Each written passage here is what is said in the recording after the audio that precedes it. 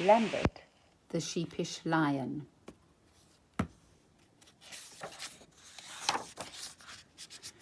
Mr. Stork was having a busy night. He had to deliver bundles of babies to all kinds of places.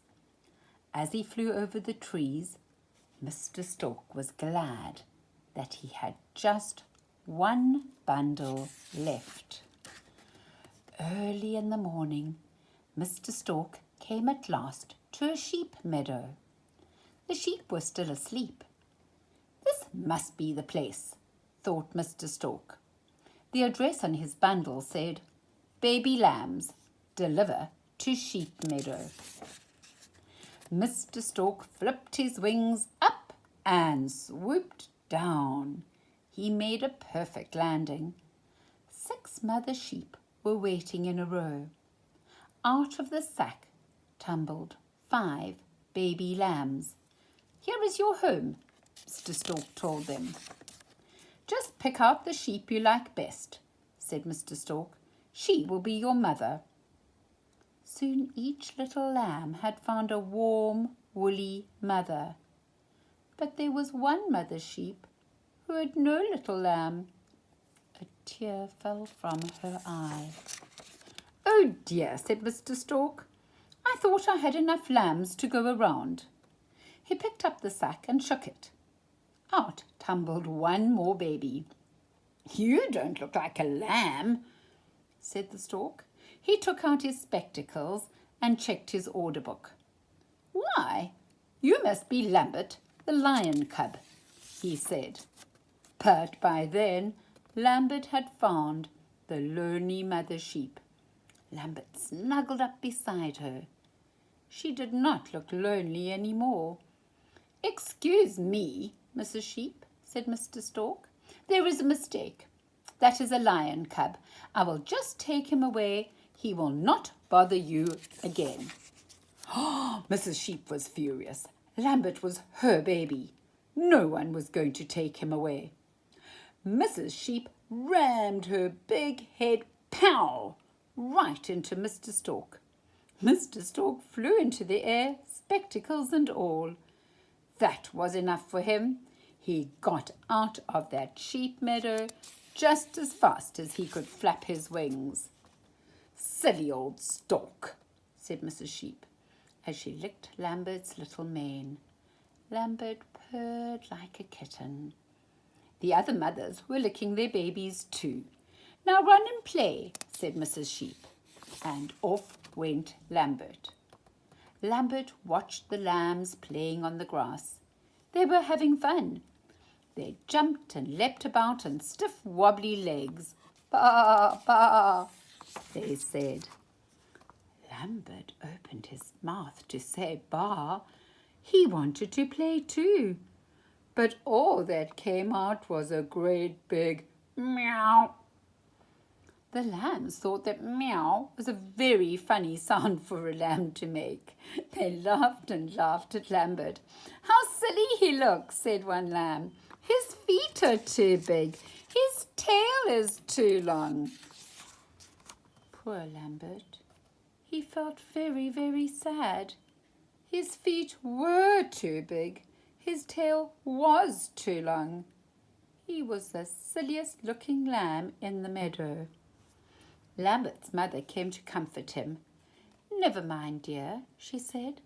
"Just play with the lambs and do what they do. You will grow up to be a fine sheep." Lambert felt much better.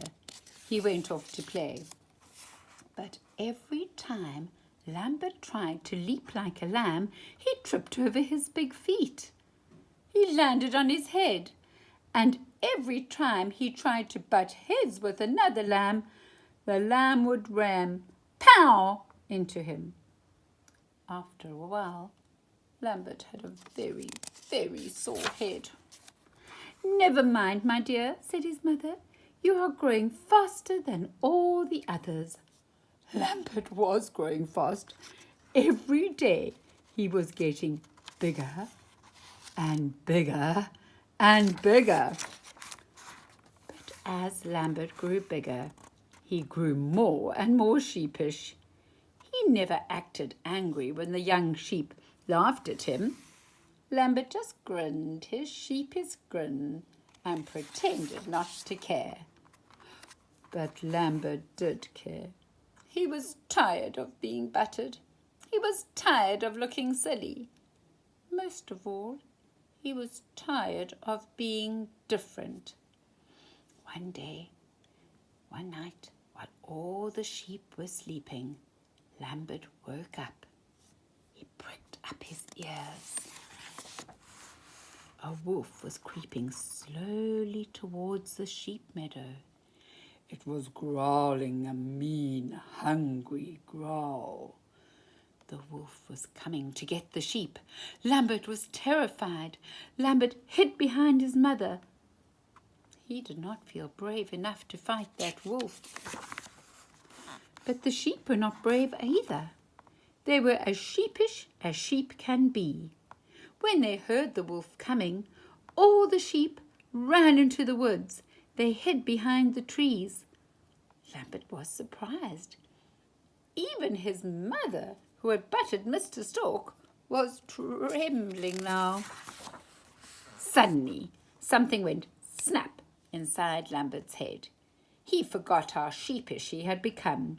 He forgot that he was afraid. He even forgot to try and say "Bah."